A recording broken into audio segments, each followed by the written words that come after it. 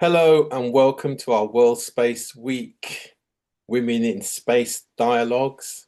I'm really pleased that we have Timi Bokola, aerospace professional.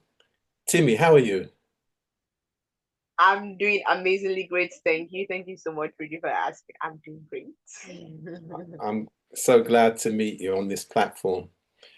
Timi, you're emerging as a engineer with a focus on sustainable aerospace.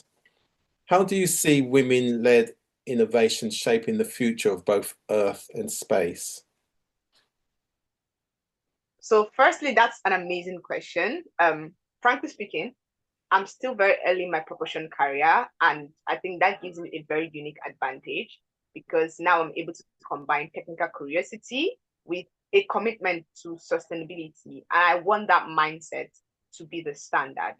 So women-led innovation basically means changing what is considered as an acceptable trade-off by asking, different questions during design reviews, not just, oh, what's the specific impulse, but more of, what's the full life cycle impact of this propellant? Or some questions like, oh, how can we balance peak performance with environmental responsibility?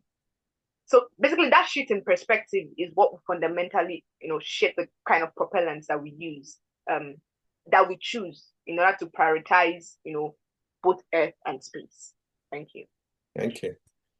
So you've taken steps to learn Chinese and embrace cross-cultural collaboration. What does All building a right. truly international aerospace community mean to you personally? So to me, it means actively participating or practicing inclusion. And learning Chinese to me was the first step to remove barriers and show respect. Mhm. And it means not just cooperating, but also ensuring that different cultural and national priorities, like addressing unique regional challenges, are basically invited into mission planning from the start. And it's creating partnerships rather, where leadership, innovation and credit are genuinely shared. Thank you very much. You're passionate about holistic education and edtech. How do you envision these tools opening doors for more young women to enter and lead in aerospace? Ooh, that's a very beautiful question. Firstly, I strongly believe that there should be no barrier between a curious mind and their aerospace dream. And edtech for me create that on the ramp, basically clear practical pathways, through short courses. We can allow young women to build portfolios that develop their skills, they approve their skills, not just with grades. And then personally, the work I do at Universe Space, we run hands-on modules and project challenges for these exact reasons, so that learners can show real work. It's not just the theoretical work, and gain confidence and directly connect to internships and directly connect to jobs, basically turning their aspirations into applications. Thank you very much. Balancing propulsion research with climate advocacy is a rare combination. How do you connect the advancement of space technologies with solving urgent challenges here on Earth, particularly in our neighborhoods and our communities?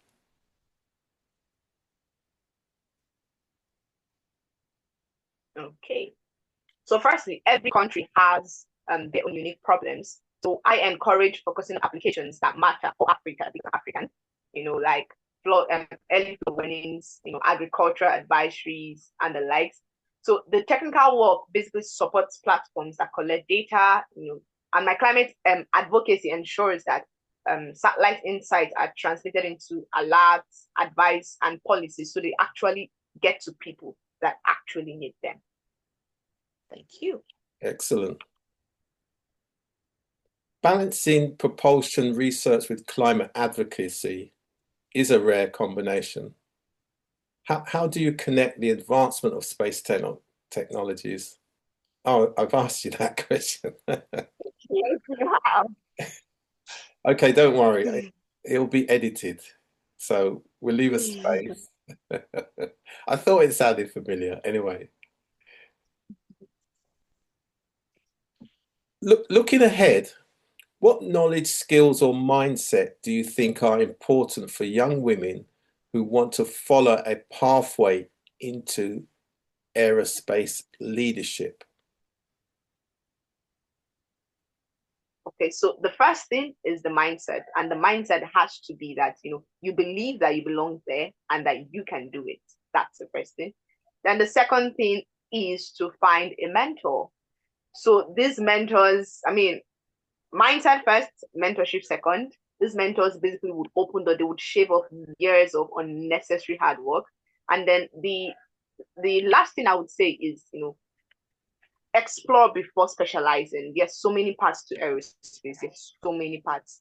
Explore, volunteer, do run projects, go engage in projects, basically.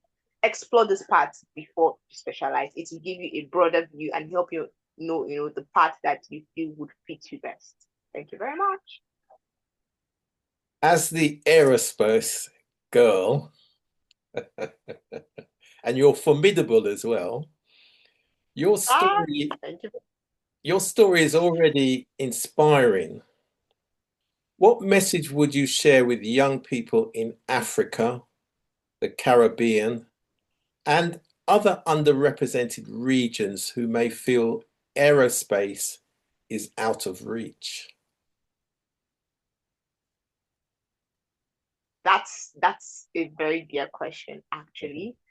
Firstly, space is not far-fetched. It shapes exactly everything that we do. It shapes the technological advancements, even up to today. So, my advice would be, once you have the mindset that space is everywhere, it shapes everything we do. You have to then identify a problem in your community because there's so many problems that space technology can solve. So once you identify it, then the next thing will be, okay, how can I employ space technology to solve this specific problem?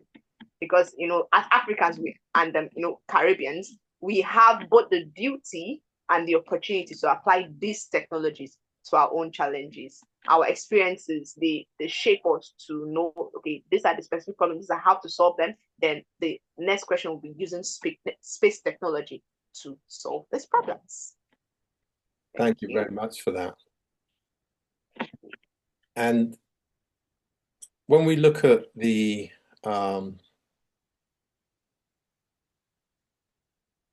I'm leaving a space deliberately, right? Because that's the last question. So I'm gonna ask you, because we hadn't discussed this, I'm gonna ask you, where can people find you if they want to learn more about what you do and want to connect with you? Okay. Okay. We'll leave the Yes. space and I'm gonna ask you that. Okay. Doesn't matter because we're editing this one. Because I made a That's mistake. Normally I don't edit it, I mean, because I made a mistake. So we'll make sure this is edited. that's fine. Thank you very much for that, Timi. Really informative. And I certainly look forward to when we speak again with some of the other young people and some of the other professionals within the space economy that you're connected with. If Okay. people want to learn more about you and what you do and want to actually get involved, how can they connect with you? So I'm very active on LinkedIn.